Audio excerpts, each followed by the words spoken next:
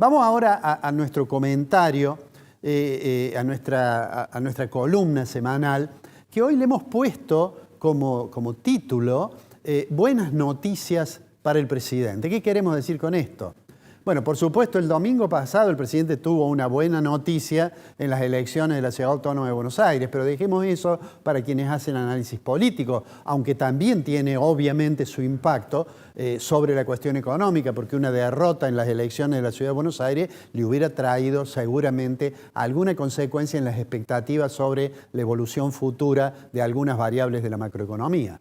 Pero la buena noticia en realidad pertenece, fue conocida la semana pasada cuando INDEC informó cuánto había sido la variación del índice de precios al consumidor a nivel nacional correspondiente al mes de abril. Miren, vamos a ver un gráfico que le pido al director que lo coloquemos. En este gráfico está la evolución mes a mes, la variación mensual del índice de precios al consumidor a nivel nacional. Es decir, el índice al cual se apela más frecuentemente para hablar de la inflación. Y ahí hemos marcado básicamente 3 puntos, digamos. En noviembre, antes de que el gobierno asumiera, la inflación ya había trepado al 12,8 y las proyecciones decían que iba camino a un proceso inflacionario de alto régimen. Después que asume el gobierno, durante diciembre, y allí hay una disputa de responsabilidades, porque el nuevo gobierno dice esto es consecuencia de que el desborde monetario y fiscal del gobierno anterior nos llevaba hacia una hiperinflación, y los partidarios del gobierno anterior dicen, bueno, lo que pasa es que usted devaluó fuertemente y esa devaluación pasó también a precios. Sea de quien sea la responsabilidad, los argentinos pasamos a tener en diciembre 25,5% de inflación mensual, algo impensado. A partir de allí se aplicó el plan del gobierno y digamos que después de los meses transcurridos, el gobierno puede decir, bueno, estamos en el 2,8%. Que fue un buen dato para el gobierno, porque no nos olvidemos que en el mes de marzo había habido un pico, inesperadamente había superado la inflación que se esperaba.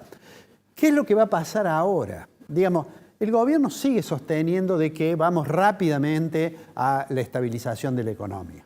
Yo creo que uno razonablemente puede pensar que cuando conozcamos los datos de mayo, probablemente conozcamos un dato inferior al de abril, a lo mejor en torno del 2%. Bueno, no vamos a hacer pronósticos, eso le corresponde en realidad a quienes corren programas y tratan de anticipar la inflación o a quienes llevan registros de inflación o de precios de alta frecuencia.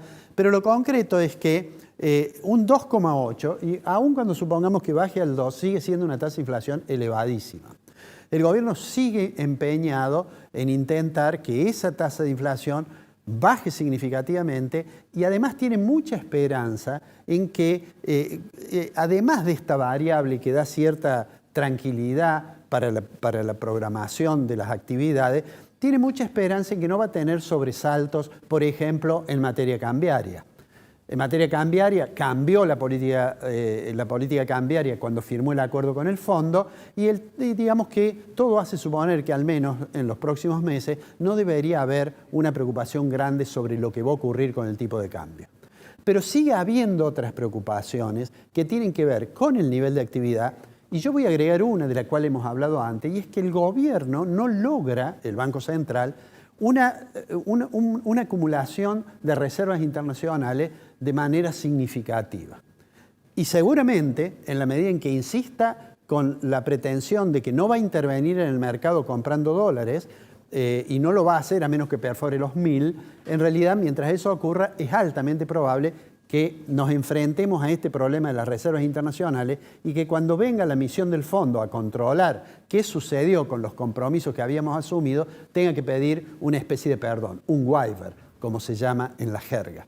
Pero eso lo vamos a ver seguramente más adelante. Mientras tanto, seguimos esperando noticias de aquello que el presidente ya ha dicho 2 veces, que es qué hacer con los dólares que están fuera del sistema. Pero eso va a ser para más adelante, Julio. Bueno, ¿usted tiene algo debajo del colchón? Tendría que estar aproximándolo. Digo, no sé, hay que La colaborar. pregunta mía es, si el blanqueo terminó hace no tanto tiempo, ¿Por los qué de que no nuevo? blanquearon, ¿por qué lo harían ahora? Bueno. Y te agrego un tema de preocupación. Sí. Si las cosas son como a veces se propagandizan, que dice, bueno, no le vamos a preguntar a nadie de dónde sacó los dólares, Bueno, eso es gravísimo. vamos ¿no? a tener un conflicto con el GAFI, que es el Grupo de Acción Financiera Sí, Internacional, sí, que sí, se sí. ocupa de las medidas para control del lavado de Claro, dinero. porque Milei invitó a todo el mundo a poner los dólares, vengan de donde vengan, Sí. y me parece que ha desatado un enorme escándalo con todo ese tema. Sí, yo supongo que hay que esperar la letra chica.